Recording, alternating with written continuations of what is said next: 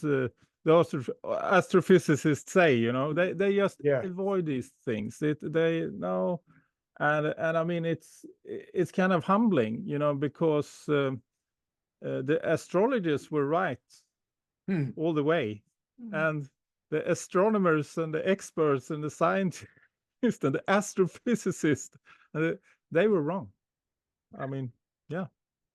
It's a big, I think it's all a big conspiracy somehow. So we'll get into it is. So yeah. Great. Well, let me just introduce everybody. Yeah, get closer over here. Yeah. That's good. Well, welcome back, everybody. I am so excited to be talking with Patrik again. It's just been about a week, and also Kesenya, this is your first time meeting Patrik over Zoom. So welcome, Patrik and Kesenya. Hi, and nice to meet you, Patrik. Thank you. Nice to meet you too, Kesenya. It's great to be here. I'm really excited to continue our conversation. Last time we tried to, I wanted to discuss the questions that you're not allowed to ask. And I think that's such an important topic. It was inspired by what you were saying, Patrik, I kind of had to come out of the dogmatic religion that was, I'm paraphrasing, so put it in your own words however you want, if I'm not saying it quite right, but there's a dogmatic secular religion that's imposed on us that has kind of replaced some of the other dogmatic religions that we aren't allowed to question. But now we have new things that we're not allowed to question. And among those are, the shape of the solar system. If you question that, you're just labeled a crank. Or the medicine around COVID that we all just experienced over the last several years. There was extreme labeling going on if you dared to even question. So there are questions that were quote unquote not allowed to ask. And in the last interview, I mentioned how I remember somebody saying, if you question 9/11, the government's story, if you doubt it, or if you raise alternate theories, you're just a despicable, un-American person. Nobody should be doing that. And why not? Why are we not allowed to question that? So I thought maybe we could just continue that conversation. It's a very important subject. And so I thank you for Patrik for kind of bringing that focus to it. And I hope that we can continue that. Yeah, sure. And I mean, what we talked about the last pod was also, I mean, the power of fiction, or our power of abstract thinking. That is a power that we have, opposed to animals. I mean, we can imagine abstract things, and that's very advantageous for humans, and in survival and figuring out things. But it also has a backside, and that is that we can be made to believe things to be real that aren't, and that can cause problems. And I mean, dogmatic literal religion is one example of that. I mean, if we that can make us traumatized and controlled, being in a sect, etc. But I think one thing we should be thinking about regarding this is that if you're in a dogmatic religion or a sect or something, you don't understand that yourself. You don't see it. The things you believe in are real to you. So you are caught up in these fictional things. And I would say it's the same problem that we have in in society today, in Western society or even global society, that we are believing in fictions that actually cannot be real. We can, if we use proper logic and reason, we can disprove some of these fictions 100%. But we won't go there because we are in it. So I think everyone has I would say duty or obligation, and if we do it, if we actually deal with these things, it will be very advantageous for us, you know, both personally and for our society to look into it. And what I'm saying is that we have a capability to dismantle some fictions, but then we have the fictions that everyone believes in, regardless if we disagree on other things. Mm. But I think we need to take a look at them as well. And I mean, one very good example of a fiction that we all believe in is money. I mean, money is a fiction, and we can agree on that actually as well. But we believe in it, and that's why it works. And also, it's a fiction that, I mean, we can't prove that money is, I mean, not useful, or we cannot, you know, scientifically disprove money. That's not possible.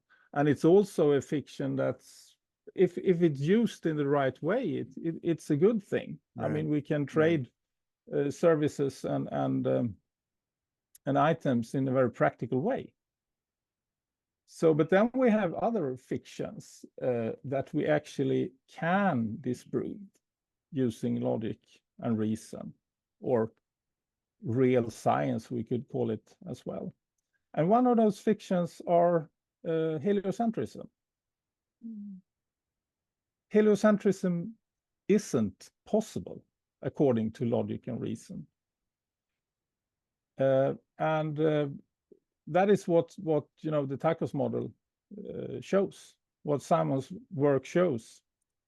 And this heliocentrism, and when I say heliocentrism, I mean the idea or the theory in that Earth orbits the sun along with the other planets. And that's not geometrically possible. I mean, if we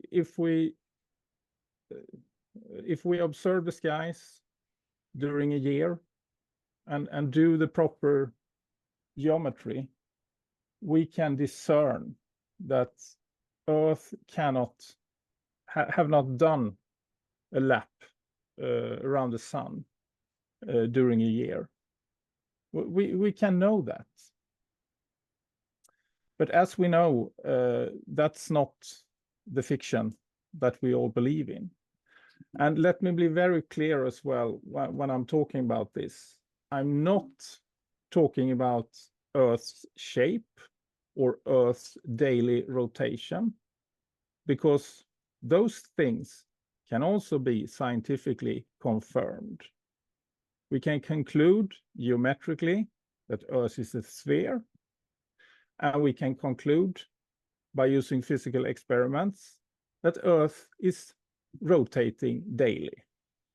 And this daily rotation, that was a big issue back in the day, you know, 400 years ago, when we had this worldview that Earth is completely stationary, and the entire universe with the stars is rotating around us in 24 hours. And I would say that that wasn't actually such an unreasonable conclusion back then, 400 years ago. Or, I mean, That's what was believed not only 400 years ago, but thousands of years. And that wasn't really a very, very unreasonable conclusion, because, I mean, if you sit outside a still summer night, we don't feel we're moving, you know. Because, I mean, when Earth is rotating, we actually have, I mean, the rotation of Earth is very slow. I mean, it's one rotation per 24 hours. I mean, if we sit with an orange and rotate the orange, you know, that's not a high rotational speed that we're having. But since the Earth is so big, our speed in relation to the vacuum of space will be about 1,000 kilometers per hour. But we don't, you know, we don't feel that, we don't see that. So, I mean, back then when they had no telescopes, they could not see what if other planets were rotating. I mean, you can see the only planet you can see the shapes of, or the only moon or celestial body, is our moon, and we can see that that body is always showing the same side to us. And then they did actually back in Greek days, or they did some experiments. You know, they had a good arrow, what's it called, a shooter of arrows. I'm Swedish, so I don't find archer. the words. Yeah. Archer, thank you. They had an archer shoot arrows straight up in the sky, and you can see when it wasn't windy, and you can see that it landed on the exact spot as it was shot from. So ergo, you know, the Earth is still. But then later on, they figure out some some better experiments to confirm or disprove Earth's rotation. And one very famous one is the one called Foucault's pendulum, where you set off a pendulum and you let it pendule for hours, and eventually you will see the pendulum moving in an 8, you know, because it's moving in stationary space while Earth is moving around it. And if you set up a Foucault pendulum exactly at the North Pole, the pendulum won't start doing an 8, then it will just, you know, pendule straight, but slowly rotate, because Earth is rotating under it. And then we also have the Coriolis effect, and you can confirm Earth's rotation using an so-called interferometer. So, I mean, that's a fact. Earth is a sphere, Earth is rotating. But the interesting thing here is that we don't have any confirmation of Earth's orbit around the sun. And the thing also is, what we need to understand there as well, is that this alleged speed Earth should have, it's about 100 times higher than the speed, you know, when we're rotating. It should be 107 kilometers per hour, the speed Earth does around the sun. And that's, you know, it's 90 times the speed of sound. 107,000 kilometers. Yeah, 107,000. Yeah. So it's 90 times the speed of sound. And there is no way to confirm this. And they've tried. And in the late 19th century, they did a very famous experiment that's called the Michelson-Morley experiment, where they used an interferometer, and an interferometer is using light and measuring and splitting a light beam, and then measuring any shift in polarity when you join the light beams again, to see if one light beam has traveled or has had a speed change. And they did this experiment in the late 19th century, and they couldn't confirm Earth's supposed speed around the sun. But the thing is, as I mentioned before, you can confirm Earth's rotational speed using an interferometer, but you couldn't confirm Earth's rotation around the sun. And that became a problem. And since, as I'm arguing, this heliocentrism is a dog, it's sacred, it cannot be questioned, and I don't know why, but I would say it's probably because we shouldn't, I mean, they won't back down from this. Heliocentrism is the world we should have at the moment. So the solution to this was to change our view of physics. So you could argue that this experiment, the result of this experiment, doesn't say anything. And for that, they used Einstein and his theory of relativity. And Einstein came up with his special theory of relativity after a few years after the Michelson-Morley experiment. And there he argued that the speed of light is constant, and isn't affected by a moving frame. So this theory, I argue, was especially designed to invalidate the result of the Michelson-Morley experiment. Yeah. So I think that is the one of these fictions that we all agree on, even if we disagree on many other things that we need to challenge. Yeah, So, it's fascinating, and that was a great layout.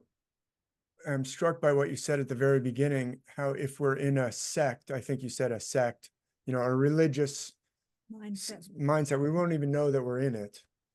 And we could also say a cult, these mind control cults that all sprang up in the 60s and 70s, which were very suspicious in the US. All of them, these mind control cults, the Manson one was the most famous, clearly had connections to intelligence operations and the CIA and what was going on in geopolitics at the time. But if we're in a I think Americans really understand that word cult. If you're in a cult, you can't even question. There's certain questions you can't ask. And if you do, you run the risk of being shunned. You run the risk of being kicked out. You run the risk of being marginalized. And I think that's a very pertinent example or metaphor of what you're saying, because if we question what you're saying, I'm sure has made some viewers uncomfortable already. I'm sure there's many viewers who are coming to this particular video who already know about the Tychos, have probably watched our previous interviews, have watched you and Simon before. But if someone is coming to this video not having heard of the Tychos and hearing somebody say, well, we can prove that the Earth is not going around the sun, it is like, ow, that's hurting my ears, or that is just, I want to laugh at you. I want to, that is so unsayable that I just have to reject and mock you and say, wait a minute, who are these cranks? Who are these people talking about this? And then you said, but we can prove, and you've offered the Michelson-Morley experiment. But what else can prove that well, let me just, before I leave the cult example, it's possible for cult leaders to be foisting cult propaganda mistakenly. That's one option. And they could also be foisting it maliciously, as in they know, but they're doing it for malicious. Yeah, go ahead. Interject with a bit of an astrological perspective. Yeah, let me just finish that thought though, because I think maybe both might be going on. I think there's probably some malicious, hey, we know that the universe isn't this way, but we're going to force this. And then I do think that there are a great many people who are advancing the paradigm who do believe in it. They're just kind of caught up in the cult. I think that distinction might be helpful. We can come back to it later. Go ahead. I was just going to mention, and I'll only be quick, but you know, we're in this end of an astrological age of precession, where the background of stars on spring equinox is Pisces, and it's been that way for roughly 2,000 years, and we're beginning the crossover into the age of Aquarius. And in an astrological framework, the age of Pisces is governed by spirituality and belief, and they've used these mechanisms, I'll put that in inverted commas there, use these mechanisms of spirituality and belief and religion to control the paradigm, to control the understanding. Like back in the day, it was the Catholic Church who said that it's a flat, the earth is flat and not round. The Catholic Church that was saying it's a heliocentric model. Am I right in saying that?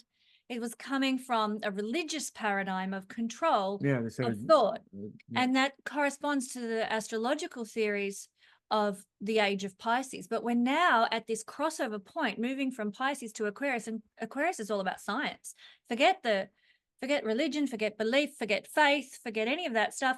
It's science, science, science all the way. And so now I think what we're observing is the scientific community is being the one to control the paradigm. It's the new religion that was present. It's been present for 2,000 years in a different form, but they know these things. They're getting their fingers into the new control mechanisms of the new age, which will be medicine, science, physics, theory, and all this sort of stuff, that they're going to control the paradigm through the new religion, which is science. Yeah, no, it's a great point. I was only thinking, as you were saying that, I tend to say literalists in general, because the Catholics have one, a history of things that they taught. There's been Protestants who have taught, there's even Protestants who teach geocentrism, not very many anymore, but, or even flat earth or young earth creationism. I mean, there's literalism is kind of a more blanket term that I tend to use, but I think the point is well taken. And also, isn't the age of Pisces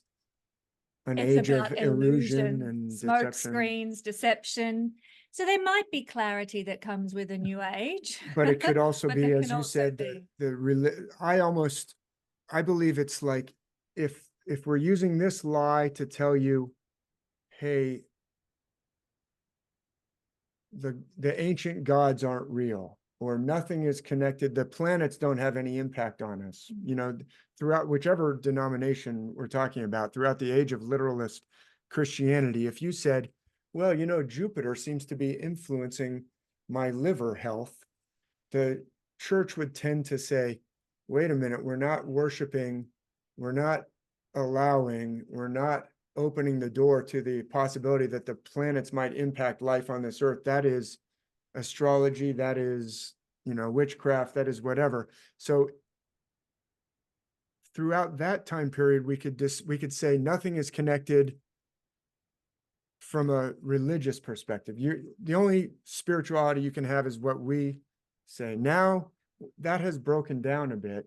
And so we've rolled out a new religion of non-connectedness with its new priests and its new authority figures who say, no, nothing could possibly be. The moon doesn't even influence the tide. I mean, of course, they know that it influences the tides, but there was a big study about, does the moon even have an impact on women's cycles? Because for years, everybody— Is there any question? Everybody said, well, that's unquestionable. I've seen an actual scholarly paper where scholarly, university people investigated that, saying, we've heard this all through the years, but it's probably just an old wives' tale. But then they went into it and they said, well, actually, the data does support that there's a connection. In other words, what I'm saying is, they want to try and discourage it's a very materialistic religion. They'll go even so far as to say the moon doesn't have an impact on women's cycles, or even, men's cycles for that matter. You have more murders and mayhem at a full moon than you have at you know, a quarter moon.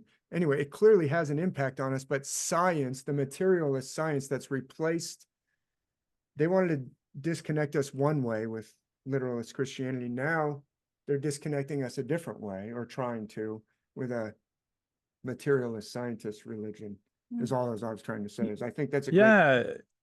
Yeah, I perfectly agree. And I want to say that, Kesenya, when it comes to astrology, I think the world should be humbled, or eat some humble pie. I agree. Because, I mean, heliocentrism is wrong. And we've been, you know, believing in this for hundreds of years now. And the thing also is, if you have a geoheliocentric model, which the Tychos model is, it's not, I would say that the previous Aristotelian Ptolemaic model was wrong as well, because they tried to kind of make it a bit too simple, as you could argue the heliocentric model does as well. You had the Earth in the middle, and then you have Mercury, Venus, the Sun, etc., in nice circles outside. But that's very you can't do it that, because you have retrogrades and things. It doesn't work. So they had to add a lot of other so-called what's it called, epicycles. Epicycles, yeah. But anyway, but it looks very nice on paper. And it's the same thing with the heliocentric model. It looks very nice on paper. You have the big sun in the middle, and then you have Mercury, Venus, Earth, etc. So, and the Tychonic model and the Tychos model doesn't look that nice on paper. You know, it looks a bit complicated, because you have Earth in the middle, and then you have the sun orbiting the Earth, while the other planets are orbiting the sun. And also Mars and the sun has what seems to be on paper intersecting orbits. And that was a very common criticism to the Tychonic model, you know, which was the model that Tycho Brahe developed in the 16th century, and that the Tychos model is based upon. Because the astronomers at the time said, well, you can't have Mars and Sun in intersecting orbits, because eventually they would crash. You know, that doesn't work. But the thing is that at that time in the 16th century, they didn't know about binary stars. But now, you know, with telescopes, we have been able to observe binary stars, and it seems like I think it's very likely that all stars actually are binary. I was going to ask you, Patrik, what's your theory on our sun being in a binary with another star, as well as with Mars? The theory, I think, proposed by Walter Cruttenden with his work. Yeah, I don't know, but I think it's very probable that Sirius is what should be called then a double-double. That the Sirius system and the solar system are double-double binaries, meaning that the Sirius system is a binary system. We know that. We have Sirius A, we have Sirius B, but the Tychos model argues that the solar system is a binary system as well. And it's the Sun and Mars that are binary companions. So Mars is not a planet. It's a red dwarf. So, but then, you know, as below, so above, you know, if we continue this, it could very well be that the solar system and the Sirius system have a binary relation as well. But they move in orbits like this, and that Sirius comes very close to the solar system at times. But I mean, we're talking time frame of tens of thousands or probably even 100,000s of years. So yeah. If we could just dial back from, we're getting into kind of advanced Tychos here, but yeah. stick with your cult metaphor of, hey, let's just face it. If we've all been brainwashed, let's just imagine for a moment that we've all been brainwashed into heliocentrism, which I think is very likely. But we're speaking on a video in a world that's part of this heliocentrism cult. Just about everybody listening is either a very recently recovering heliocentrist or in the thick of heliocentrism and didn't even know anybody's even questioning it. So if we could just dial back to, let's speak to those people who've never heard anyone even question heliocentrism, and just before we get into doubles, as I think it's a fascinating, and it gets into the yugas and it gets into all these things, and Mars could be a star. What?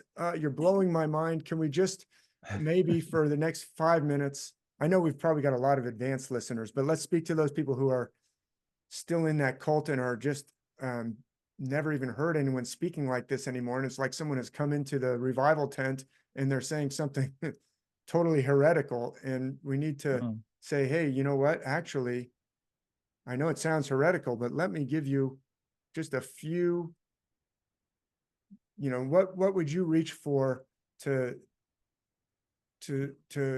lay out as the first few nuggets of why we can't be heliocentric? How do we know Earth is not swinging on this enormous circle at this enormous speed, just as we've been taught? Because we've all been taught it so much that we don't even question it. Well, astrologically, if I might go first, we are moving into the age of Aquarius, which is all about science. And what is true science? Not deceptive power control science, but true science is questioning things, asking questions, looking for new answers, looking for new ideas. And that's what Aquarius is all really at the crux of it all about, is new ideas, progressive thought, different ways of doing things. And so it is going to be an age where we are questioning the old paradigms and are looking for different new answers. So I'm excited by this new age that's coming, because I think we're going to be seeing a lot of new wonderful concepts that maybe really are very ancient, old concepts that are coming back in knowledge to us. It's a great point to say, do you want to ask questions? Do you want to question it? Or if you don't want to question it at all, I guess, it's like there's a story where Jesus comes up to a man who's in need of healing. And the first thing Jesus says to him is, well, do you want to be healed? Before I go any further. So it's a good point to point out that, hey, I'm questioning something that you don't even think is allowed to be questioned. Is there something wrong with that? Are you okay with questioning it? If not, maybe we should address that first. What would you say, Patrik? Yeah, I would say I agree with you, Kesenya, that it's very interesting times, and I'm a very curious person, and I like to learn things, new things, and what I've learned the last decade is more interesting, or what I've learned the previous part of my life. I'm 50 now, so from 40 to 50, I've learned more about things that I've done my entire life, and that is because of sometimes there is a saying, it's all about perspective. If you have the wrong perspective, you cannot see things. I mean, I think there is an interesting analogy, where you have a person, he's walking, in a valley, and he can only see the sides of the mountains. But if he gets a helicopter view of the area, he can see a lot more, and you can see, if you're in a labyrinth, it's easier to see how to exit it if you have a bird's eye view. And I mean, the insights I've had the last decade has given me a perspective that makes me capable of asking much more interesting questions, and understand that you can and have to ask some questions you never considered asking before. For example, we talked a little about this previously, David, but I mean, there is abundant evidence. I would say it can be concluded beyond reasonable doubt that very advanced civilizations have existed on Earth because of what they left behind, stone artifacts that we are not capable of making today. And that's that's another thing, that's not questionable. It's not suggestible. I mean, archaeology and history, academia, have had this paradigm that humans, the first civilizations, they started, about 6,000 years ago or something, and there's been nothing before. But that isn't what the archaeological evidence tells us. They tell us that there has been not only civilizations, but advanced civilizations. And in some aspects, we can at least say they were more advanced than we are when it comes to their knowledge of how to move and shape stone. Because we see that. I mean, it's an objective fact, but since it shouldn't be an objective fact, they keep these things hidden from us, I would argue. So I would say it's as you were saying, mentioning before, David, in some respects it's intentional, but in other respects it's because this is what I believe, confirmation bias. Yes. And actually, I mean, and this thing with ancient technology, I would say it's very interesting now because the dams are bursting. There are so many people talking about this now, and how, and it actually took me a while to be able to ask this question, because I didn't know much about Egyptology or archaeology. But I started watching these videos with an open mind, and eventually I realized, yeah, they are right, and there are so many examples and good podcasts to watch about it. I mean, I'm very fond of one guy who really keeps it strictly, kind of don't speculate too much about aliens or whatever, because I mean, we don't know, but what we do know, there is humans on Earth, so I think it makes the reasonable assumption is that it was human civilizations, but yeah, and I was talking about, there is this channel Uncharted X with Ben. Yes. Yeah. And he shows things, about and his good friends of Christopher Dunn, Yes. who's been talking about this since the 90s, I think, even the 80s. And one thing is, these statues, these Egyptian statues, some of them are made of granite or basalt, which is very hard stone, very hard to work with, but they are smooth and perfectly shaped. And then there is hieroglyphs on them, Yes. a name, a cartouche. And that looks not at all in the same, Yes. Craftsmanship. And actually, 2 weeks ago, I was at the British Museum in London and looked. I wanted to see this for myself, and yeah. So you have this perfectly crafted statue, and then you have some hieroglyphs on them, and they don't look at all the same craftsmanship. So I don't think you could argue then that because this cartouche says the name of this king, it was made during his era, it's like, you know, if I'm joking, it's like if you find a toilet and someone has written Kilroy was here on the wall, you know, you can't argue it was built by Kilroy. A great example. It really is, but it is still questioning the cult to say that. Like right now, it is still being ridiculed to talk about an advanced ancient civilization preceding dynastic Egypt, preceding Sumer. It is still right now, talking about that is enough to get you to lose your job as a professor unless you've got tenure. I mean, Robert Schoch, thank goodness he has tenure, because otherwise he would have been expelled for his from his position. But because he's got tenure, he's able to say that. But in general, there are not many professional academics who are willing to embrace or even entertain those theories. They'll just say, no, there's just no way. We know there was no ancient advanced civilization before Egypt.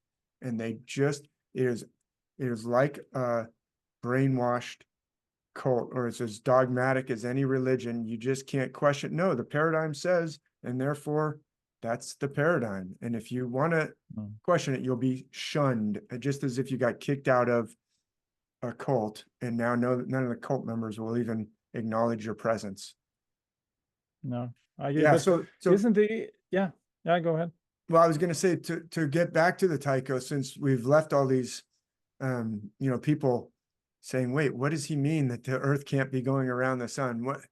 I totally agree with you, of course, about the existence of an ancient civilization, because my work in the myths shows the presence of a sophisticated worldwide myth system already in existence in the earliest texts and earliest civilizations. And so it also points to an advanced but now forgotten civilization where all these myths and this unified system came from. So I'm right there. And I've met Ben many times. We've been on events together with Randall Carlson and talked about these things. And I agree, the dams are starting to burst. It's like the cult is going to be exposed. It's like these cults that predict the end of the world. Once the end of the world doesn't happen, they lose a lot of credibility.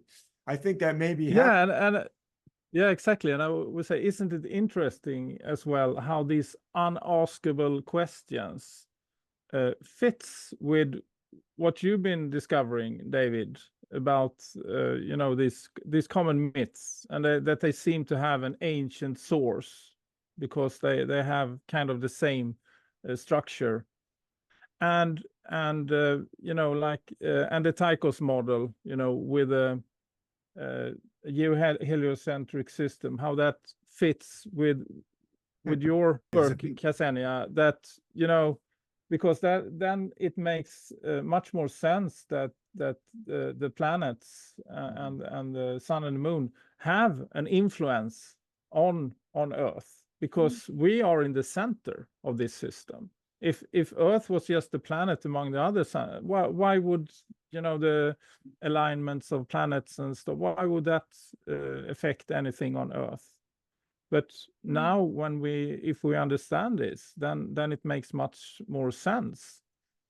And I mean, I would say we are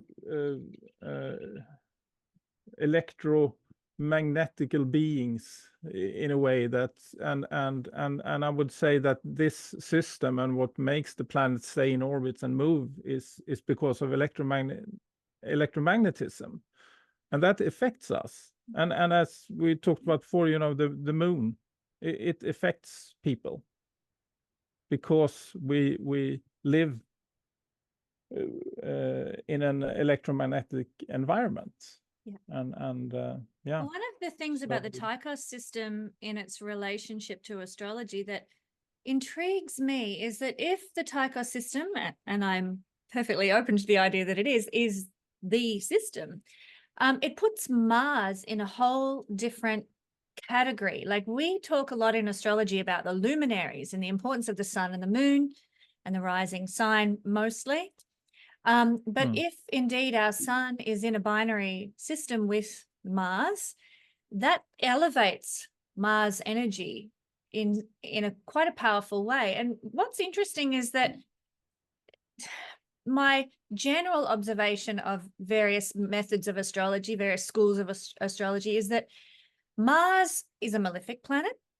I mean, everybody who does astrology knows that, but Mars is kind of, you put him in the background, you forget about him. You know, it's all about the sun. It's all about Jupiter, the big benefic, and even, you know, the transits of the big outer planets like Pluto and Neptune. They're given much more weight. We often forget about Mars in astrology, you know, and I'm like, this is a result of the age we've just lived through, when they were trying to shut down any idea about this binary system that you have. You and Simon have brought back. And so I'm thinking on the go here, but Mars sits in astrological lore between the personal planets of Venus, Mercury, Sun and Moon. They're considered to be very personal influences. And then beyond Mars, we have the gaseous planets that have a different kind of sort of collective impact on society and what's going on. And Mars is right in the middle of these two, obviously being a rocky planet, but beyond the so-called orbit of the Earth, in between the personal and the collective. So even astrologically from that point of view, Mars is different to the personal and different to the outer gaseous. He's on his own in a way. So I'm intrigued to explore and observe and analyze the role of Mars more, given this astronomical model that you and Simon have discovered or rediscovered. Do you have any thoughts on and Mars? being a red dwarf too? That's so interesting. First of all, I don't know much about astrology. So, but what you're saying, Kesenya, is so interesting, because, you know, Mars has always been a problem in astronomy. You know, when Tycho Brahe actually started working with Kepler, because he wanted Kepler to figure out what Mars was doing, because Tycho Brahe couldn't make any sense of it. So that was how Tycho Brahe and Kepler met. And Kepler had great problems with this. He said to Tycho Brahe, I'll solve this in a couple of weeks, you know, what Mars is doing. But I think it took him 5 years. And he still couldn't do it, because he had to cheat, and that's confirmed, or that's accepted. Yeah, because in his famous book Astronomia Nova, he doesn't present the correct motion of Mars. You know, it's what is it? It's 707 days for Mars to conjunct with a certain star, and then suddenly I think it's 546 or something. So it's irregular. But that wouldn't work with Kepler's heliocentric model. So he took the mean value. You know, he just added the values and split them. So we got 600 and something. And this was discovered in the 90s when they translated. They did a new translation of Astronomia Nova, and the translator discovered this, that Kepler cheated. And that would, of course, I'd say, lead to an earthquake within astronomy. Because, I mean, hey, Kepler was cheating, but it didn't. They just, well, we still knew it was right. Yeah. Yeah. he couldn't Move along. No he called problem. it his war on Mars, right? And he said, Yeah. I'll take care of it in a couple of weeks, but he had to end up fudging or faking the numbers. So he's a fraud. And yet we cannot question his theory. So back to back to what you would say, and it was Matt who I mentioned last time, somebody, and I think it was Matt, I said, but it might have been someone else, suggested the best way to begin with somebody when you're introducing this subject is to say, you cannot explain the orbits of Mars or the synodic periods. You can't explain the motions of Mars, the behavior of Mars with Kepler's heliocentric theory. And I went back and I noticed it was Matt who said that. I think that's a good place to begin. Is that where you would begin, or what? How would you? Like I said, we're encountering a fanatic heliocentric. He or she has been brought up in heliocentrism all their life, and they've never heard anybody talking like this. What are kind of the big three that you might hit on, or big one point? Yeah, very good question, David. And it's kind of like, how do you make someone ask an unaskable question? How do you make someone question heliocentrism? And one thing I've thought about this, and one thing because I mean it was very unaskable for myself, as well in the beginning when I started to Me too. Researching the Tychos model, and when I started working with Simon, I thought, no, this can't be. And the thing is, when we're in these fictions, when we believe in things to be true that actually aren't true, the problem then is that truth becomes unthinkable. It's things that are obviously logically reasonably true can't be that, because then so many other things that are true to us cannot be true. So it's kind of we get caught in a web, of lies or fiction. So, and then we cannot see things, because then we have to question so many other things. If this is true, this thing is true, then all these other things that I think I know is true, cannot be true. But on the So flip that's side, a big problem. On the flip side, once you unravel one of those big unaskable questions and accept a different paradigm, then you can actually unravel so many more as well. So in a way, it leads to enlightenment of a sort too. So you can either look at it as being, I don't want to take that step that's going to unravel my world, or I'm going to grow into greater understanding by just unraveling one paradigm, and then the rest all kind of follow. Sorry to interrupt what you were saying there. No, but yeah, very true, Kesenya. And so, I mean, back to the question of how could you make someone question heliocentrism and take a good look at the Tychos model? I would say Mars is a good one, but I would also say, then this sounds and seems so simple, that the truth is sometimes so simple that it cannot be, But I mean, think about this. I mean, every year, every 6 months, according to heliocentrism, the Earth is moving in relation to the stars by 300 million kilometers.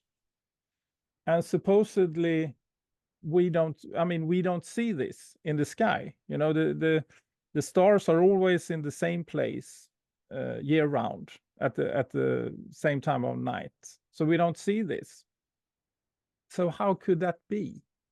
How could we move so much in the universe without noticing this? And the argument then is from heliocentrism or conventional astronomy then, is that, well, we do move, but we cannot see this because the stars are so far away. But that leads to other problems, because geometrically, because if the stars then are so extremely far away, that we shouldn't be able to see them. They have to be insanely big in that case for us to be able to see them. Every star needs to be bigger than Earth's orbit around the sun for geometrical reasons. If two parallel lines are intersecting the same object, then the object needs to be as wide as the distance between these parallel lines. So, but it sounds so simple, look at the skies, see. And then there's also, there's the thing that we can measure what's called annual stellar parallax. We can see that the stars are shifting slightly in relation to each other during 6 months, but we need to have very good equipment, telescopes, to be able to measure this. But the thing is, with that annual stellar parallax, is that it's presented as a confirmation of heliocentrism. Here we have it. We can see we move, and because of that, this motion is around the sun. But the thing is, which Simon presents in detail in his book, that this annual stellar parallax isn't actually confirmation that Earth is moving around the sun. It's actually a disproof of Earth's motion around the sun. It's a proof that Earth is moving in relation to the stars, but it also proves that this motion cannot be around the sun. And Right. why is that? Well, again, you should study and think, look at Simon's book where he presents it, but very short. It's because there is both what's called positive and negative parallax in the observations. And if this parallax were to support a heliocentric model, there can only be positive parallax, but we find just as much negative parallax. And that means that this motion cannot be around the sun.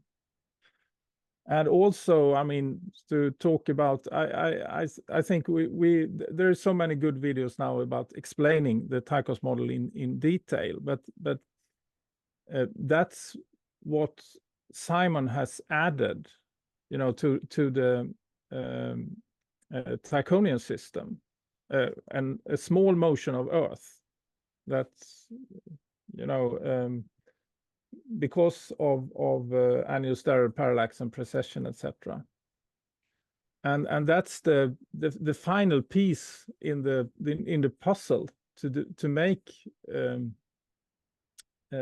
Tychonian or the semi-Tychonian model perfect. Fits all the evidence. So I'm it may sound bold and crazy, but I call it the greatest astronomical discovery in 400 years. When he found this, he suggested this orbit of Earth while it's in the center of the solar system. Right. No, I just want to finish off there with, because the question was how could you introduce or make someone. We are very modern today. We like to talk with these AIs, as they're called, these language models. And we have ChatGPT, and I have my favorites that's called Perplexity. And I would encourage anyone to, talk with your AI and ask them this question.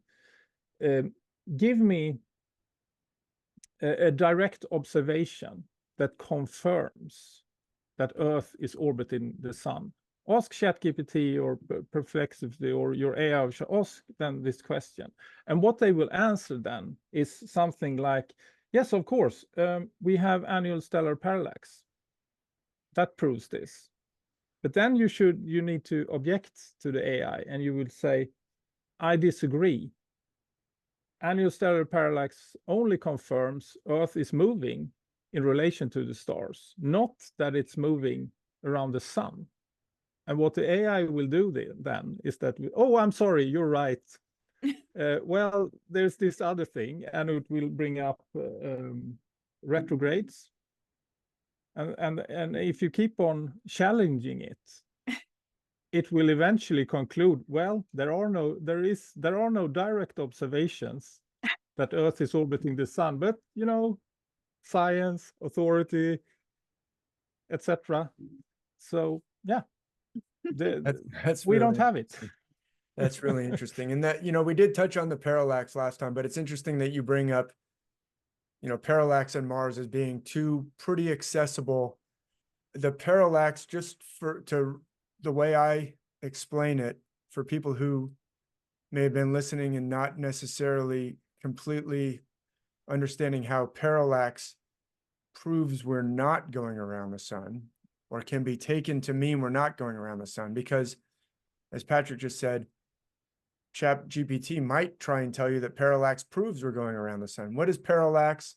It's like if I was taking a video among some rocks the other day, and the closer rock was moving much more than the background rock. That's parallax. It's like when you see that if I'm driving down the street in my car and I'm passing an orchard or I'm passing a forest of trees, the closer trunks will move more than the farther trunks. That's parallax. Or if I'm just standing there and I move my head a little bit, I'll see, oh, look at that.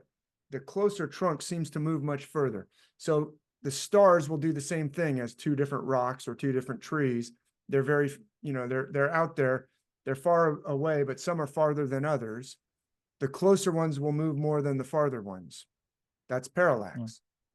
If we're going around the sun, we should only ever be able to see the parallax out one window of the car, so to speak. If we're in a car that's doing loops around the sun forever and ever, one window will only ever give you a suntan because it's facing the sun, and one window will only ever be able to see the stars because it's looking away from the sun. So we should only ever see parallax going in one direction, and that's out the right-hand window. If north is up and we're going around the way they say we are, I should only ever see parallax out that window, and it should only ever be that direction.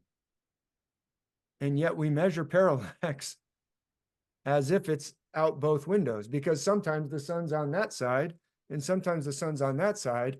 And if that's happening, then we cannot possibly be doing what Kepler says we're doing, or what the heliocentric model says we're doing. So we get both kinds of parallax, which means the sun is going around us, or we're moving and the sun is doing its own dance with Mars, and we're stuck in the middle of this dance. It's a more complicated dance than just our little car going around the sun forever and ever and only getting one kind of parallax. And so, exactly. And annual stellar parallax confirms the Tychos model. What Simon suggests, that Earth is moving while the sun is moving around the Earth. So yeah.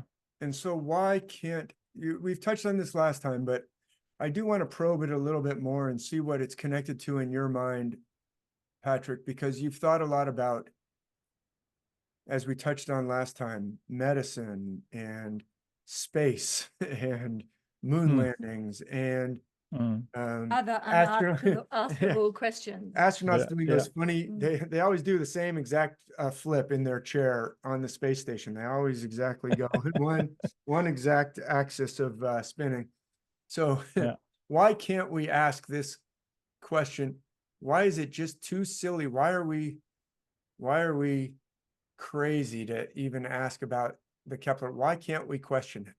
If it's so, Michelson-Morley was 1890s or something. Stellar parallax, we've been observing that since at least the 40s and 50s, and saying, we got to throw out half the stellar parallax as erroneous. Well, why? Why can't somebody say, wait a minute? And why can't we ask it?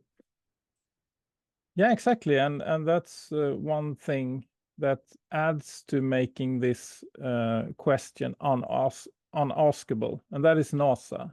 I mean, if heliocentrism wasn't right, what about NASA? Well, I mean, they can't fly around in space without having, the correct map. So that's kind of indirect evidence that heliocentrism and current astronomy is correct.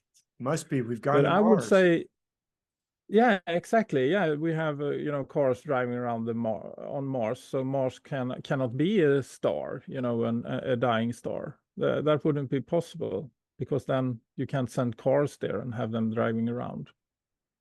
Well, I would say that NASA is a piece of the propaganda or government. And when I say government, that's an interesting word, because govern means control and ment means the mind. So government is about controlling the mind. And propaganda, good propaganda, doesn't tell you what you should think. It tells you how you should think, and then you will arrive at the conclusion they want you to arrive at. And I would argue NASA is a part of this, because it leads people into the thinking, well, we have NASA, so astronomy, and NASA haven't objected, they haven't flown around there and say, here we have a problem with heliocentrism. They have never challenged the heliocentric model. But I mean, make a long story short, if you start investigating NASA and the moon landings, you can again actually 100% logically, reasonably, scientifically conclude that they aren't actually sending anything into space. They can't do it. They can at least not do it the way they claim they do it, using a rocket, because the way physics works, a rocket would not be able to produce any thrust, any motion in space, because space, as far as we know, is an absolute vacuum. And a rocket needs an atmosphere to create any kind of motion. That's laws of physics. And that's and that leads. I mean, that's another big question then, because that must mean that everything about satellites and the race for space and the Cold War, between Russia and the United States, in the 50s and 60s, isn't real. It's a show. Yeah. And that's very hard to come up with. But I think that's what stops many people from questioning heliocentrism as well. The government couldn't lie about something that big. No. Next thing you know, you'll be questioning COVID. And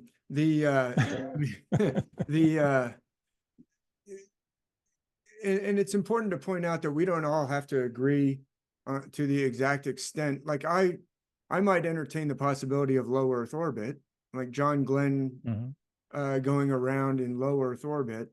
I think you might still have something to push off, or you could just use ballistics.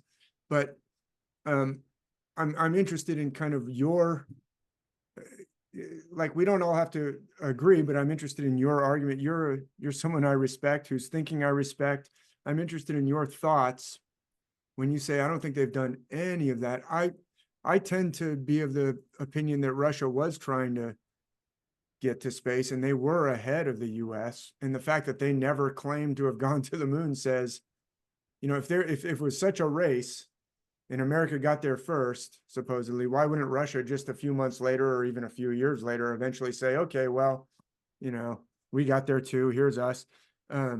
I think they said you can't get there from here with the technology we've got, so they bowed out. But maybe maybe you take an even stronger position than me. I'm interested in like kind of your thoughts of laying out. So if NASA's part of the propaganda, what are they doing all that for? Like, what are your thoughts on, you don't think any satellites or any low Earth orbits? When you're out there stargazing at night, there's plenty of stuff that's not natural up there, crossing over different paths and things. Can you flip them on? Well, yeah, thing is that we can't be sure if they're natural or not. What we see is moving lights. And actually, when you start to look back, into the times before we allegedly have satellites, and that is what we see,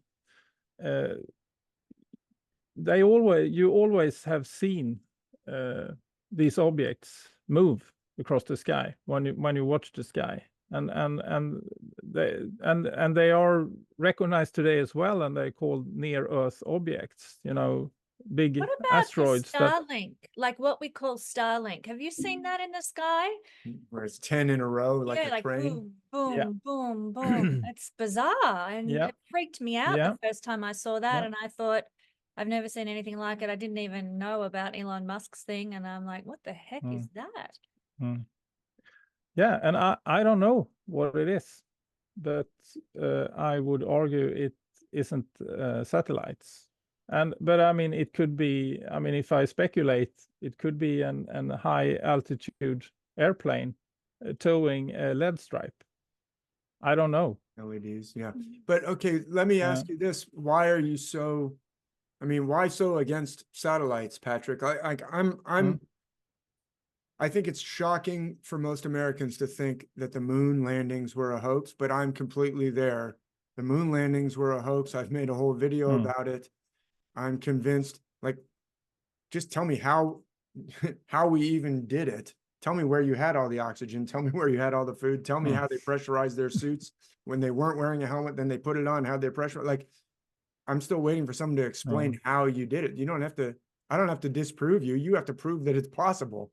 I'm right there with you that we didn't go to the moon, but I don't have any problem even believing in an ISS, the Soyuz, the link up that happened in the 70s between the Americans and the Russians, satellites.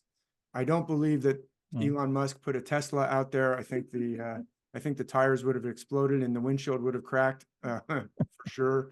But so I don't believe in that Tesla that we all saw. But why against the satellites, Patrick? I'm not there with you. No. I'll be devil's advocate. I would say, yeah, and I would say it's one of those unaskable questions. And if you ask that question, or if you think, I mean, then you are just some kind of crazy flat earther, because they say this a lot, and they say things like, oh, space isn't real, there is a dome, and we can't send up anything up because of that, So they very often argue, that the moon landings are fake, but there is also no satellites or no ISS because we can't send anything up there because of the glass dome or whatever, But that is, of course, not my argument, and I'm not a flat earther. I don't argue this because of that reason. I argue this because actually of very, very simple, basic physics. And that was what I said before. If a rocket works by means of a gas expansion, and for a gas expansion to be able to do any work, to produce any action and reaction, it needs to have external pressure. It needs to have an atmosphere, because if the gas expansion from the rockets is expanding out into a limitless vacuum, then it won't produce any work. And we know this in physics. There was also something that was determined and formed laws about in the 19th century, Joule Thomson worked a lot with this, looking at fluid dynamics and gases and how it actually works. And we know that when the external pressure is 0 and a gas expands out to it, it won't do any work. So this again, it sounds so simple that it can't be true. It's like, with the Earth moving 300 million kilometers sideways and we don't see anything on the sky. Well, that should settle it. But it sounds so simple that can't be true. And it's the same with this. And actually, and as I've seen that, the heliocentric model, it's a holy cow.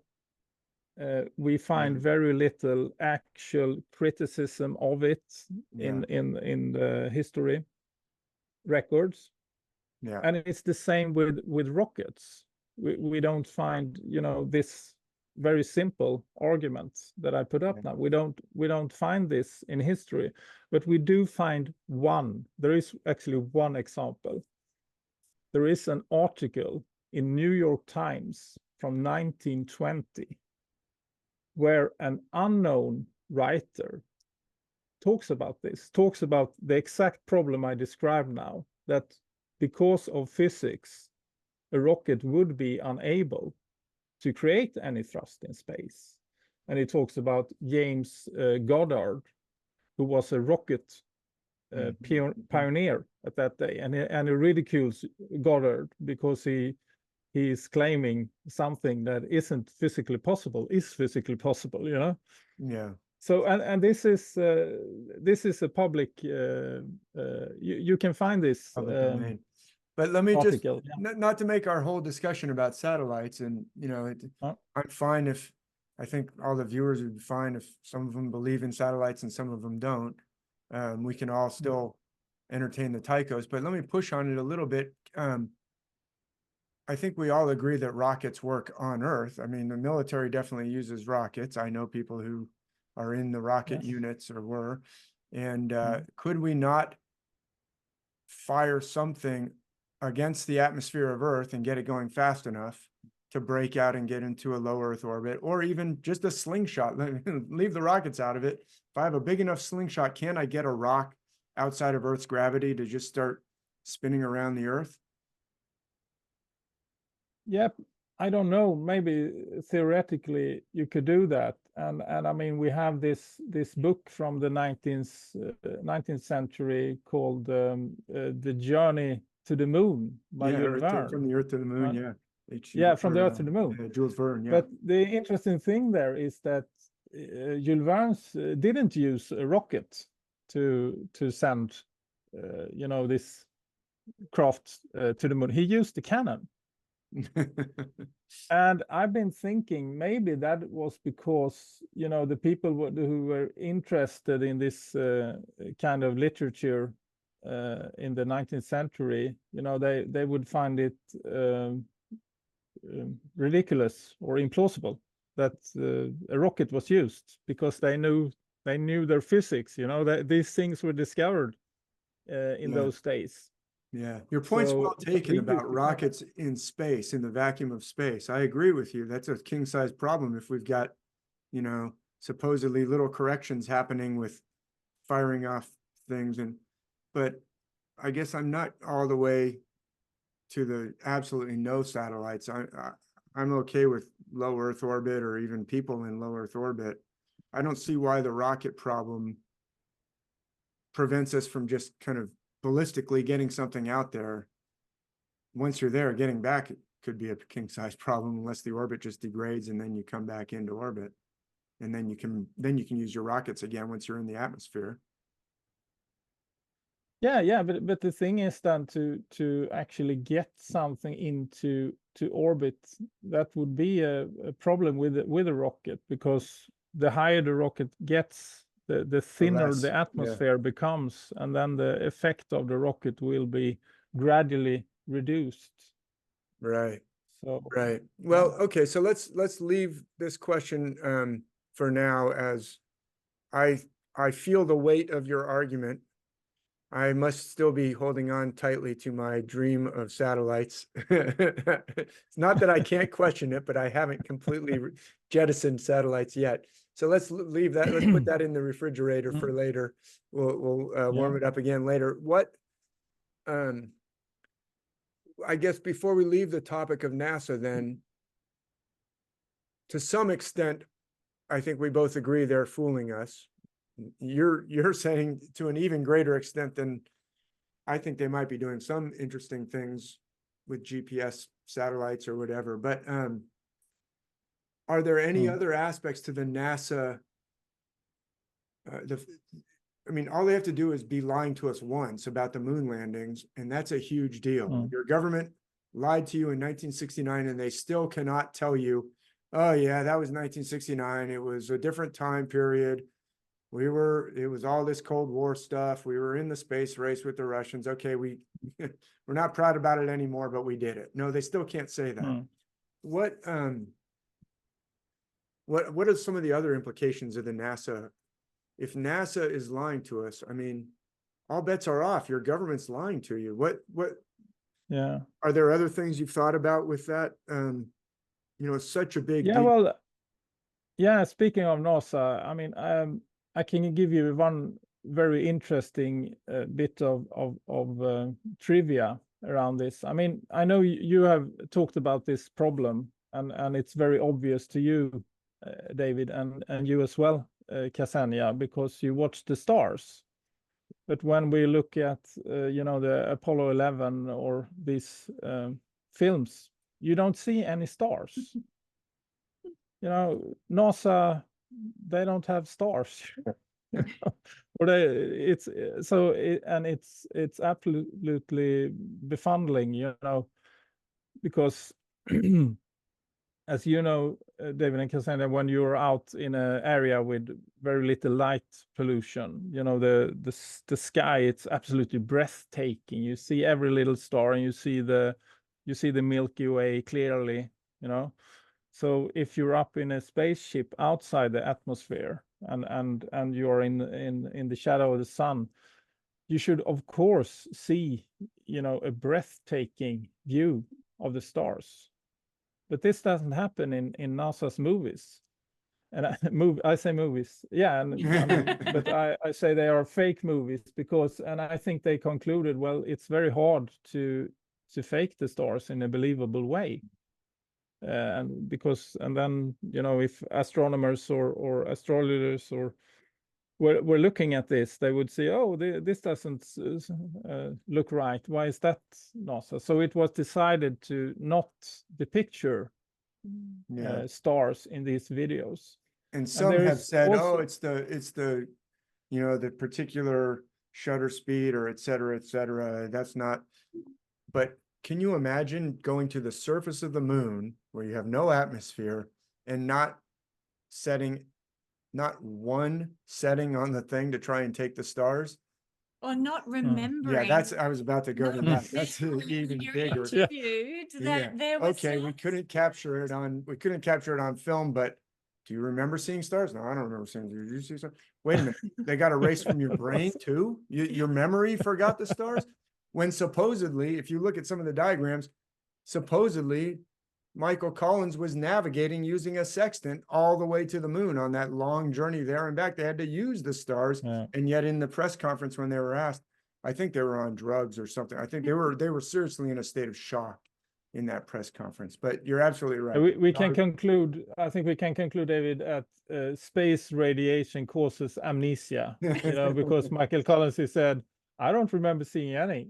And as you said, he was navigating. Oh my goodness. To me, that's the biggest. I agree. Whether or not it's in the pictures, we can have people quibble about, oh, the camera, this, the film, that. But wait a minute. You don't remember the stars? You had the best view of the stars that any human being supposedly could have ever had in the history, and yet you forgot? Yeah. So if they're lying to us, what are the implications? I mean, we all can kind of think about them for ourselves, but you've been wrestling with this, and you and Simon, on Clues Forum, there's quite extensive photographic evidence of, hey, look at this rocket. look at this Challenger, look at this space shuttle. You've been thinking about this a long time. What's going on, or what is NASA up to? Why even put on this big charade, however we want to say it? What is this circus all about? Is it just for fun, to poke fun at us? No, I would say, and I mean, we talk about the Tychos model here, and I think it actually has to do with the Tychos model or heliocentrism, because you have, as I said about propaganda before, it doesn't tell you what to think, it instructs you how to think, and then you will be convinced about, you know, the right things by yourself, and then it works much better if you think you have discerned these truths, which actually isn't true, by yourself. And I think we are familiar here in I think you're familiar with the concept of pre-programming or predictive programming, where you present something fictional, but it makes us think around things that we haven't thought about before, and makes something believable. And in 1968, 1 year before the alleged moon landing, a very interesting movie was released, and I think still it's the best science fiction movie of all time. You know, 2001. Nice Odyssey. and it's an absolutely amazing movie. I think it's a masterpiece, you know. But I also think it's propaganda and part of the pre-programming, because in this movie we have beautiful space scenes, but there are almost no stars, very faint. So there's this problem again, but in a Hollywood movie. But that makes people, you know, when they watch this movie and they get impressed by it, well, you know, it seems like you don't see the stars in space. And I talked about a trivia I found that I find interesting in this context, and that is that allegedly, or not allegedly, I mean, this, you can find this on NASA pages. Well, the working title of this movie, 2001: A Space Odyssey, when Arthur C. Clarke and Kubrick was working on it, was How the Solar System Was Won. That was the working title of this movie. How could that be? Why did they use that as a working title? I find that very interesting piece of fact. That is interesting. I didn't know that. You know, there's in the US, of course, there's the genre of cowboy movies, and there's I think there was a movie, How the West Was Won, or there's the phrase How the West Was Won, which really means how it was conquered and you know, appropriated from the people who were there first.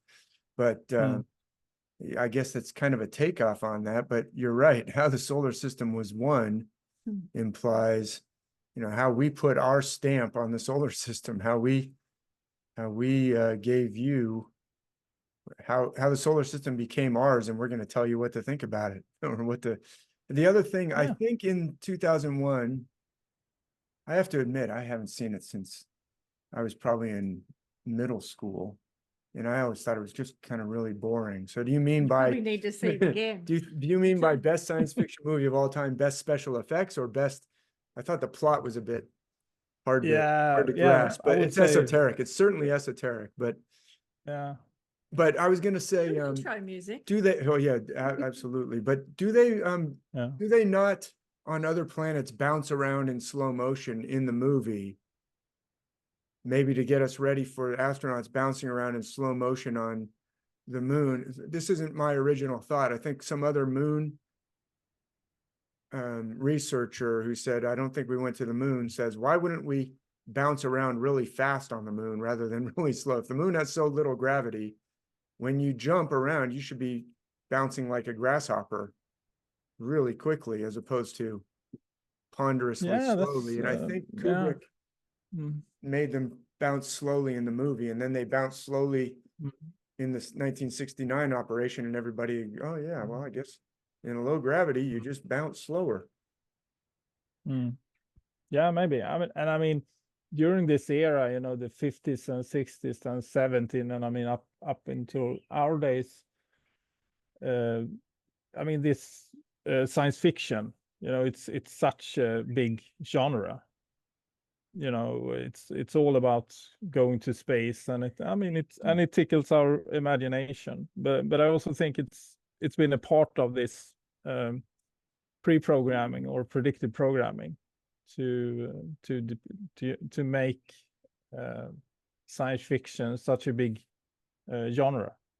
Right. So yeah. Right. Well, so this actually brings us to a question that's something that Kesenya and I think a lot about. Like, what do we do about this? Or what do you think is going on? So if they're controlling us with illusions, or governments are lying to us, what should we do? Just live as happily as we can? Should we try and expose these things, which you're obviously, you're trying to do, but can you give us some thoughts? We'll listen to your, please help us fix the world, Patrik. What have you thought about? What can we do? Sure, David. What's going on? Is this stuff really all that harmful, or should we just say, oh yeah, they want us to believe in satellites, I don't, big deal, let's move on? Like, is this real and present danger being in this illusion, or should we just say, yeah, everyone else is in an illusion, I'm just gonna be happy, drink my coffee, make money at my job, and not let it bother me? Or should we try and stop these lies? What are your big thoughts? Yeah, I think we should do what you said earlier. We should live our lives as good as possible, and I would argue that we can live our lives even better when we personally are realizing these things, because then we get a very healthy skepticism about things that are presented in media and the articles where scientists say something. Well, we understand then that we need to look into this and discern for ourselves if it's something that we should actually be concerned about or see as a problem. And I mean, you brought up COVID earlier on, and that has led to a lot of problems for people, and it was a very troublesome time. But I think had we looked into it then with criticism and skepticism, it wouldn't have been. I mean, it still was a problem because everyone is relating to it in one, and we had lockdowns, and I've heard that in Australia you had horrible lockdowns. It was terrible and restrictions. It was truly petrifying. Yeah. So it's still affecting us, but we're in the same boat, so to speak. But I mean, and it's the thing. I mean, when we talked about before, with cults and dogmatic belief system, it's usually about creating fear, but also awe of miracles, etc. But it's because fear is the best way to coerce people into doing what you want them to do.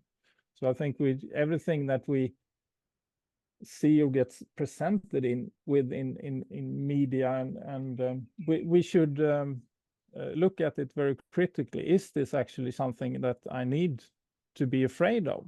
Are there any scientific basis in this? Is there any confirmation that this thing that they scare us about will happen, and that we have to do certain things to avoid actually? I mean, it's what said, the end of the world preachers. I mean, that's what's going on here. I mean, I don't know if you look into climate change, but the basic argument is there that we have a gas, carbon monoxide.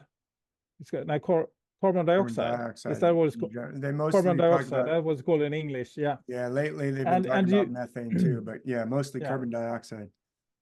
yeah, and a question, how much carbon dioxide do we have in the atmosphere at the moment? You know that? No idea. But I think I've heard this line of argument, but I don't exactly remember.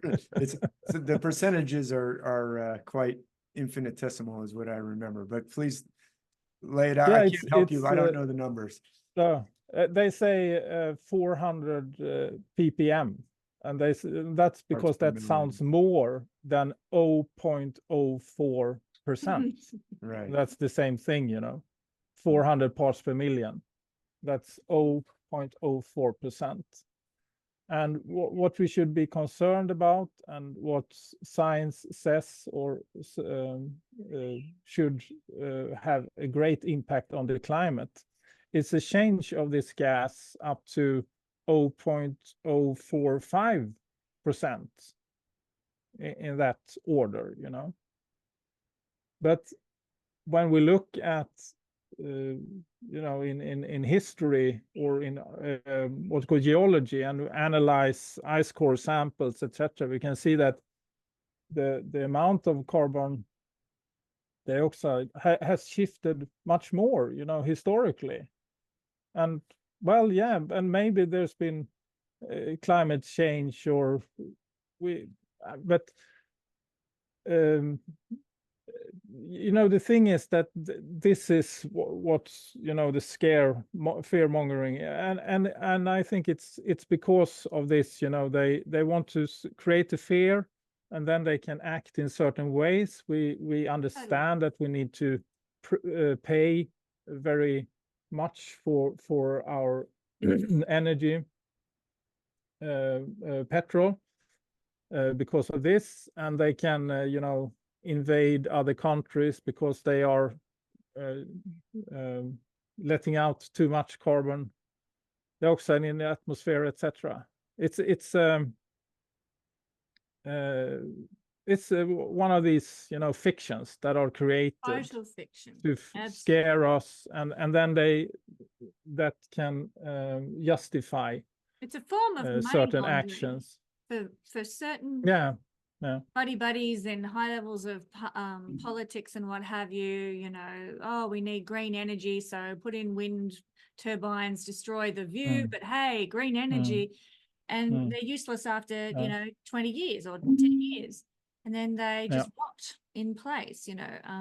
Wind farms are a big thing in Australia, solar farms as well, and it's just a money rot.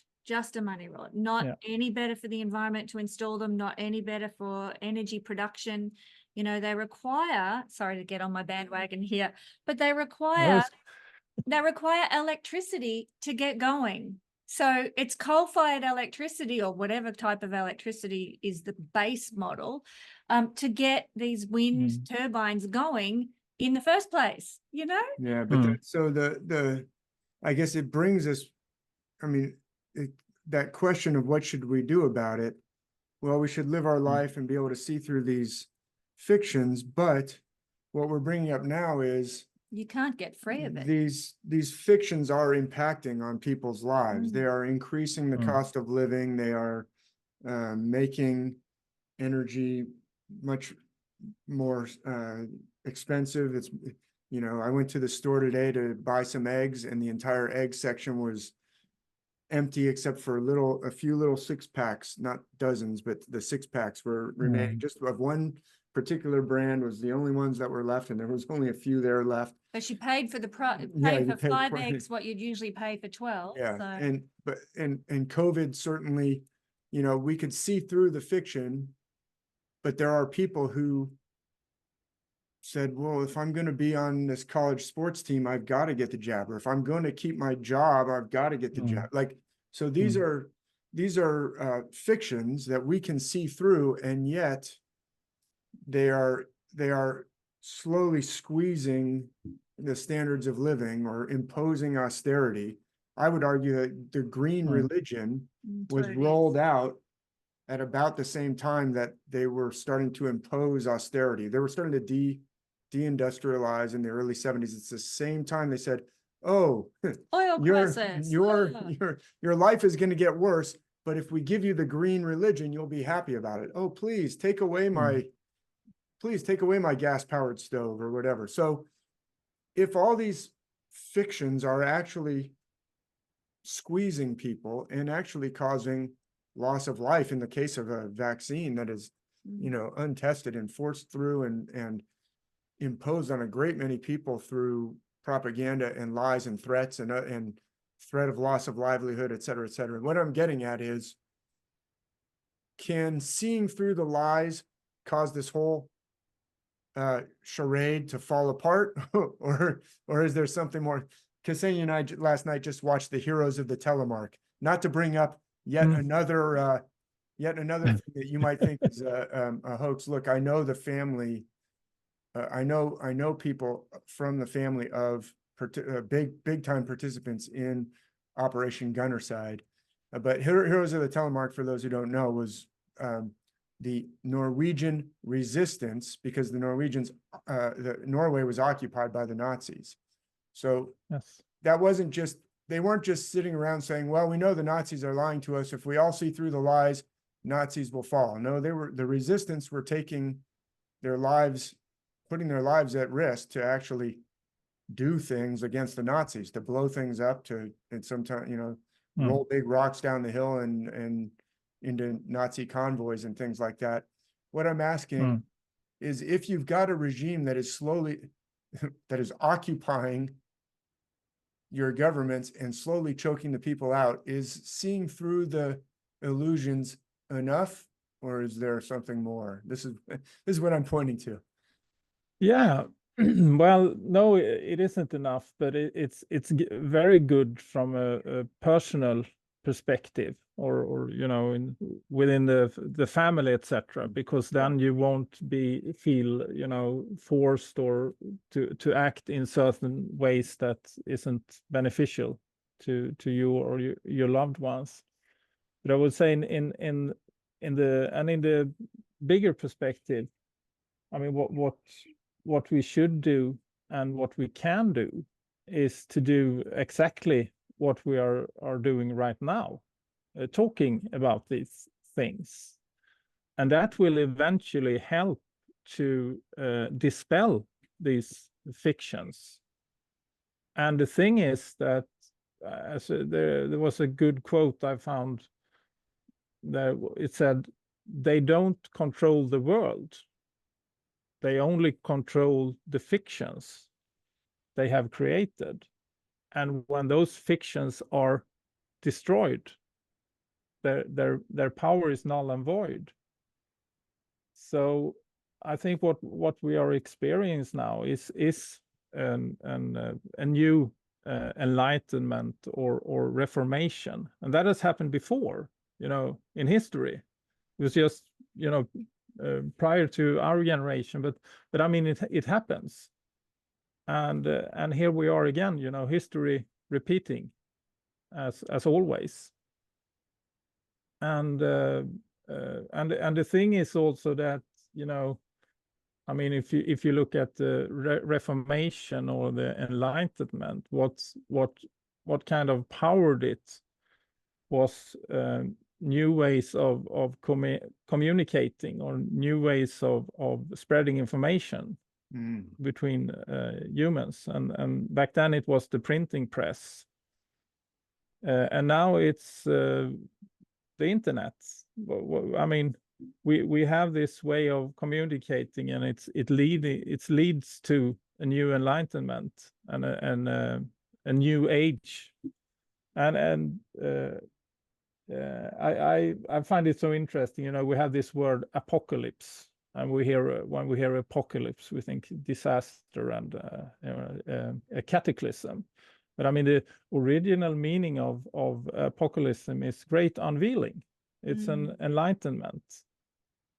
Yeah. So it actually isn't a negative word, and that's also one thing I see, with this propaganda, how they shift meanings of words.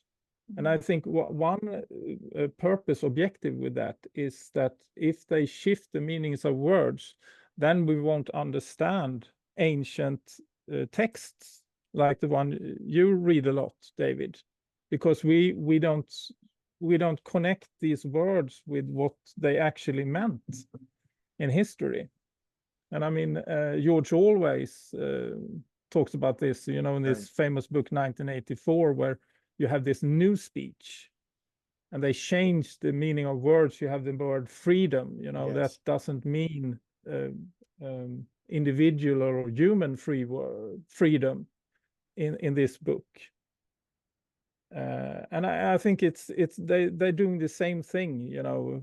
In actually, it's scary because you have these words like apocalypse. Well, that's I mean, you have the concept of truth, you know. I mean, truth is objective truth to me, you know, something that's externally true. But now we're talking about my truth and your truth and etc. So.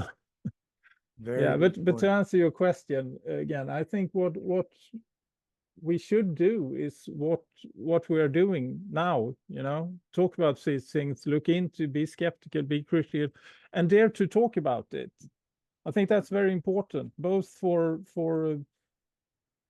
society and for your personal health, to be able to talk about this, because it's and I would say also that, I mean, it's a you could call it a war, but it's not a war that fought with you know, cannons and guns.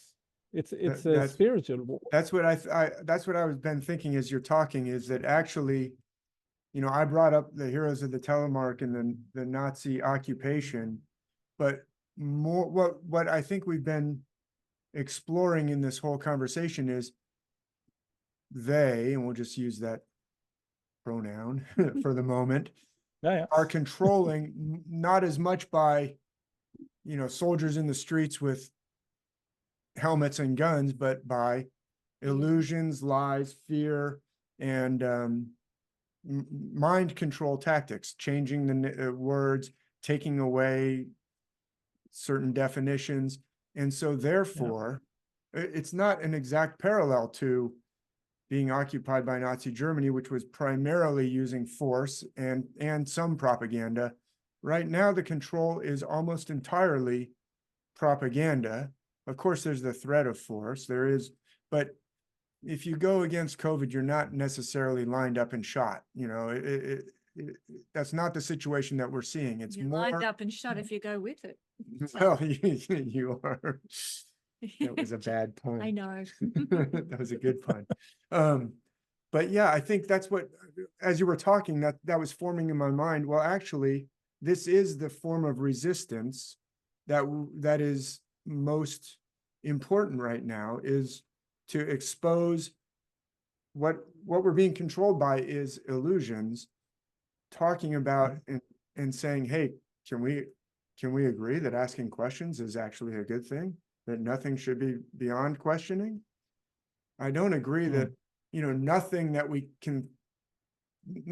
not allowed to ask, it must be true if we're not allowed, you know, I don't know, you know, you could say, well, I can't conceive the idea that I'm actually an alien inside and so are you, so that must be true. No, it's not necessarily, it's not necessarily true just because I don't consider that I'm an actual alien from another, you know, star system. That doesn't make it true just because I don't think about it. But I think your point that you're making, we're in a war, but it's a different kind. It's a propaganda, and that's actually very hopeful, don't you think? Yes, hopeful if people can wake up to the propaganda, that they are able then to disregard it and live beyond it and switch it off and not pay it any attention. And, you know, I had a really interesting conversation with a fellow astrologer online just a week ago, a lovely woman from Belgium. And we were both saying, you know, the key is to say, I reject this. This is not my paradigm. I do not accept what they're saying. And I think the more of us that do that, the bigger the energy against what they're trying to implement there will be, you know. But maybe that's all we can do. Maybe there's more to it than that. I don't know. Yeah, what do you think, Patrick? Is that, I mean, that's actually very correct to stand on your, hello, I do not have to take this shot and you cannot make me do it. You know, that's a violation of my. I have to believe that they put man on the moon, and I don't have to believe the traditional heliocentric model. You know, it's about, you know, standing against any kind of propaganda that we recognize as not being real. And maybe it's that energetically rejecting it, but also sharing with others. We've just come today, before we had this interview, we had this wonderful birthday lunch with a group of friends of ours, about 10 of us, who all happen to be on the same page when it comes to what's going on. And just gathering together with those like-minded people who reject the propaganda paradigm, that's empowering. It's really empowering to be with and share with people who can see through the illusion that they're trying to present. And I think that's going to grow more and more. These alternative communities and connections are a way forward. Again, I have to say, as an astrologer, that comes back to the age of Aquarius, which is all about big groups and networks and communities. And I think we will move into, in the age of Aquarius, more of that sort of thing, potentially from grassroots as well. So that is an exciting paradigm that the age of Aquarius can bring us in the positive, I think. And Clues Forum is a. Yeah, it's a fantastic research site. I would argue the best in the world, actually, about these matters. And I agree with you so much, Kesenya, that this is, and I mean, it's a war, and it's a spiritual war. We don't fight it with guns and cannons, and I would say, I mean, we're winning here. I mean, we're making progress. But as I sometimes say, you know, jokingly, you know, Rome wasn't built in a day, and it won't be torn down in a day either. Very true. These things takes time, but I mean, it's happening, and 2 weeks ago we had the first Tychos convention in England, at the gentleman who calls himself the lawful rebel, Nigel Howard. He was kind enough to host this event, and me and Simon was there, and we presented Tychos, and there was people from all over the world, you know, from America, from Jamaica.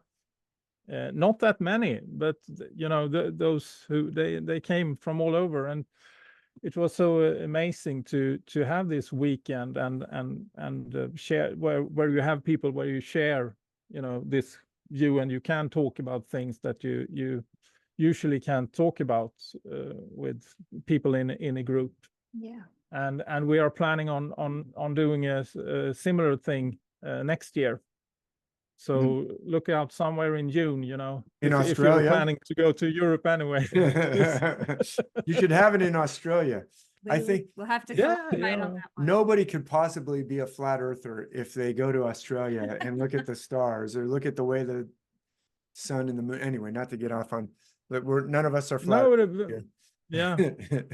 No, but that's interesting, you know, the thing with flat Earth and how it's propagating now, and I think it's a part of, you know, the propaganda or the it's an operation. People are crazy, you know. Don't listen to people in podcasts, and they think the world is flat, you know, etc. So it's financed, and I think actually also it's financed by NASA or the government. Because another time we you know, we talked about the space hoax, and I mean, you can come with the same argument when it comes to heliocentrism and the Tychos model. People usually say, well, why would they lie about this? You know, why would they? Well, when it comes to NASA, I can give 25 billion reasons per year. It's an enormous money funneling. I mean, if this is what I argue it to be, a Hollywood studio with the biggest budget, which is 25 billion. I mean, that's a lot of money.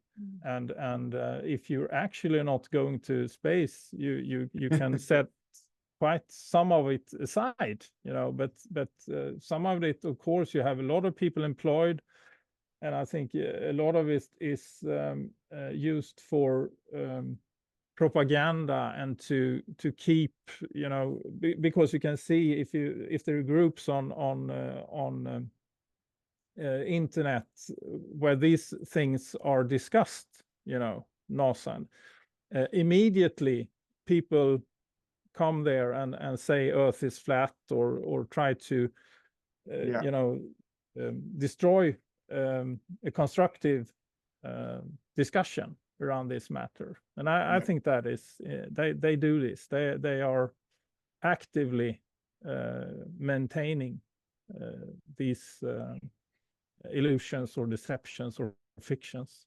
Let's stay on that topic for just a second, because it's a really important one. You just said we're winning. We're winning. And it's an information war, or it's a mental war. It's a war of paradigms, a war of what you're allowed to ask and what you're not allowed to ask. And the internet, because you and I both remember a time before flat earthers. You know, I often say, not only, I don't believe in a flat earth. I don't believe in a flat earth. We're on a sphere.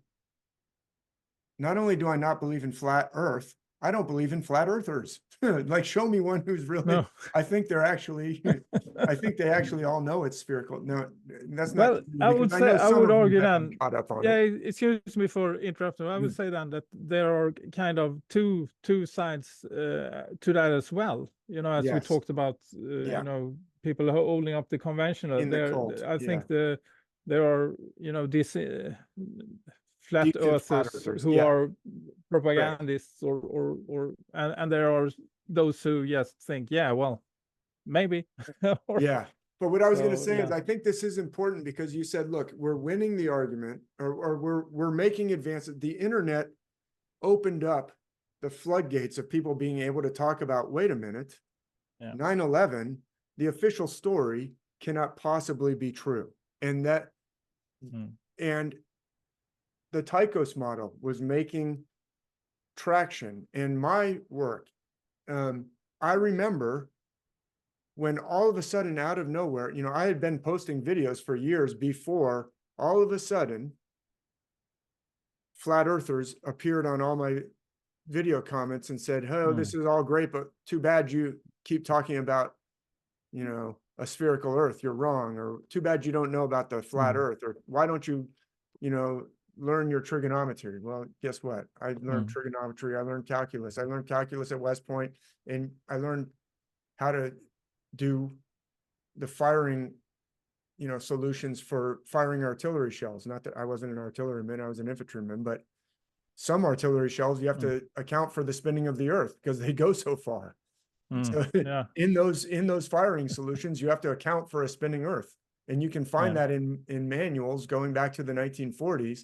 So that's pre-NASA. So it's not just, you know, we knew it wasn't flat. But what I'm saying is, all of a sudden, there was a time when the internet started to propagate all these new crazy ideas. And I think it's because just what you said, we were winning, so to speak. The illusions were being unveiled. And because it's so hard to put that cat back in the bag, instead, an alternate tactic is, hey, let's just throw out a bunch of chaff. Like when a military plane is about to get hit by a heat-seeking missile, it spits out chaff so that we don't know which plane is real. And maybe the missile will go hit one of the pieces of metal instead.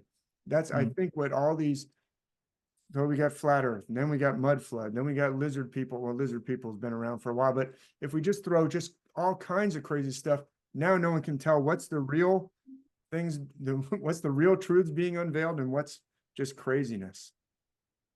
What do you think? I agree. If there's a saying, you know, if you can't convince, confuse, and that's what they're doing. Yeah. Very true. And I've also heard Simon, I think when we were all three of us talking with Simon one time, he said, I'm not sure that the CIA actually is doing the flat Earth psyop. I think it was a gift. They wrapped it up in a nice present and set it out there to see who would unwrap it and then take it out and run with it. Yeah, and I would also argue about that flat Earth is kind of a rinse and repeat, because flat Earth actually originated in the 19th century. There was this, you can find it on Wikipedia. There was this guy, Robotham or something, and he wrote this book, Earth Not a Sphere, I think it was called, in the 19th century. But he used a pseudonym, and there was an interesting pseudonym because the pseudonym was Parallax. He called himself Parallax, when he wrote this book. So I think it makes sense to think that in the 19th century, I mean, astronomy was a big thing. People, they watched the sky with telescopes, and I think a lot of people, they understood this, that, well, heliocentrism actually doesn't work. But to confuse the matters, they started this flat Earth thing, and then it probably, when anyone brought up the subject about problems with heliocentrism, people who have seen and read this in the magazine, oh, so you're a flat earther then? Right. No. Yeah, but I mean, the flat earthers, they talk about this, so you must be a flat earther, and it's the same thing. Yeah, they're using it for today. Oh, so you didn't think they land on the moon, so then you must be a flat earther then. Right. So you think that very clever. It's good propaganda, actually. Yeah. Well, look, this has been a great conversation, but are there any other before we close it out? I think this part about we're being controlled by illusions. The way to fight it is to fight against the illusions, and we're winning. That's a great place to end. But also, are there any more like, I don't know, the astrology or the implications of Tychos for astrology, for the possibility that there are connections? Yeah, that's a whole video in and of itself. Yeah, maybe. Well, I think it would be great for you to have Simon and Patrik on talking. That would be lovely. On your astrology. That would be great. To really get into. No, and I think the Tychos model and the Tychosium, I think it's very interesting from for astrology, because I mean, astrology is very concerned about knowing where celestial bodies are in relation to each other. And I sometimes jokingly say with the Tychosium, since we can demonstrate that it's observationally correct, so I sometimes joke, well, even if you won't accept the Tychos model, you must accept or agree with that we have found a radically simple way of figuring out where the celestial bodies are in relation to each other. Can I ask, Patrik, with this Tychosium? Yeah. I mean, one of the things that many people who follow my channel love are mandalas that are often a result of celestial patterns, that like Venus with the 5-pointed star and so forth. Does and mandalas are an ancient thing. Ancient India was very into mandalas and all that kind of thing. Does the Tychosium then create different mandala patterns then that might be of interest, let's say, to people who are fascinated by that sort of thing? Yeah, well, I would say that the Tychosium is a planetarium, or that creates mandalas that can do it. But they're different. So the Venus no longer is a 5-pointed star in its cycle then through the Tychos model? Yeah, I think it's showing it's all the same things that we observe from Earth have to be explained. Whatever model you use to explain it has to explain what we see from Earth. So if we see Venus there, and it makes this mandala, as it does, this beautiful star, it's going to do that in either the system that you use. So it's very okay. So it's the mandala system is observational then. I mean, the Tychosium makes all these beautiful mandalas as you as I've seen trace function on. but I don't, what, you know it, you're the creator of the So and this program, is the something 3D I can program itself. research What is it? before you come on, but you know, the mandala, according to the conventional observational theory of Mars, might be different perhaps to the Tychos model. I don't know. I'm just putting that out there. I could be completely barking up the wrong tree. Well, I mean, the thing is also, and that's a bit, you know, to understand that the heliocentric model, I mean, as I was saying that it doesn't work geometrically. And when I say that, I mean, it doesn't work geometrically because, you know, of star conjunctions, etc. It doesn't work geometrically in relation to the stars. But the model as it with, you know, Newtonian celestial mechanics, the planets are moving so in the correct way. I mean, it has to be, but so I mean, if you are, so the planets in a heliocentric model works, but the problem becomes when you are adding the stars to the, and of course we need to do that because we have the stars as well, but then we can see that heliocentric already doesn't work because the planets won't be able to conjunct with the stars they observably do. There are many examples that Simon brings up in his book with Mars, for example, that Mars is in front of the same star, but according to a heliocentric model, Mars and we should be, you know, at a total different place. We should be, you know, so and also, I mean, the heliocentrism, it argues that the retrogrades is a consequence of perspective. Yes. But you can also prove geometrically that cannot be. And in the Tychos model and Tychosium, the retrogrades are mechanic, they are real. The planets are actually doing this in relation to us, but it's a consequence of a different the configuration when the sun is moving around the Earth while the planets are moving around the sun. This is what we will observe from Earth, these retrogrades. So that's actually what causes the mandala. So Simon has this beautiful metaphor of a cowboy with a lasso, and the cowboy is riding in circles around you while spinning his lasso, and in his lasso is a little torch or a firecracker or a glow stick, whatever you want. If the cowboy is the sun on his horse and you're the earth, as he rides around, you'll see him go in a circle, which is what we see the sun do throughout the year. And meanwhile, the lasso with its glow stick or torch will be actually tracing out, as you watch it, it will make this beautiful trochoidal patterns where it will be doing little retrogrades.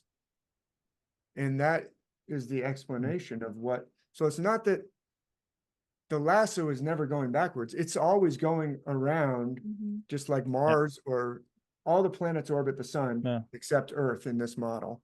So the sun is dragging them around. It's just like the heliocentric model, but it just leaves us out of it.